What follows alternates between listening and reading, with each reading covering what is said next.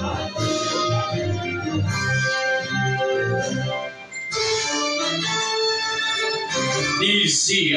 85.7, hatid ang 5 minutong press kampalitan sa inyong mga radyo. Hoy, kredibilidad, makatotohanan, at higit sa lahat sa bisyong tapat. Ito ang DZRP 85.7 radyo KND. Magandang araw, Pilipinas! Magandang araw, usod ng pabor. Ako si Jimmy Sebral. At ako naman si Michael Sawante. At kami ang inyong tagatid ng mga bago at naglalag ng mga balita. Oras natin ngayon ay alas 2 ng hapon.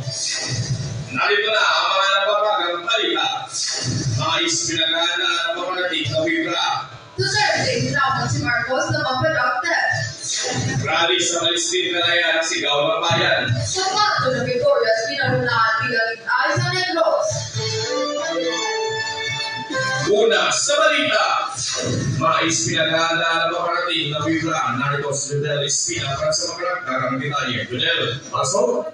Pinagdaanan ng Mansilingan Agro-Industrial High School ang paparating na Western Visayas Regional Athletic Association o WIDRA na nagdadagapin nitong Mayo 27 hanggang Mayo 28 sa Manahan Park Stadium. Kinukunin na paralan ang water supply at ang mga silid-aralan pati na rin ang student para sa mga athletics mula sa tigil. Fidel Espina nagbabalik na para sa DZRP. Salamat, Fidel!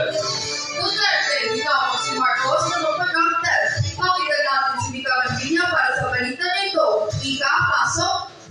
Ako pansin sa publiko ngayon ang pagpapaninig ng dating Pangulong Duterte sa Pangulong Marcos. Matatandaan ay isang grupo lamang sila noong nangangampanya niya sa eleksyon. Matatag din ni Marcos ang anak nitong si Sara Duterte. Ay, pa kay Duterte, dati raw kasama sa jobs ng Philippine Drug Enforcement Agency o PDEA si BBM. Hinamon din ang dating presidente si Marcos na magpa-drug test. Sa ngayon, wala pa naging pahayag si Marcos dito. Di ka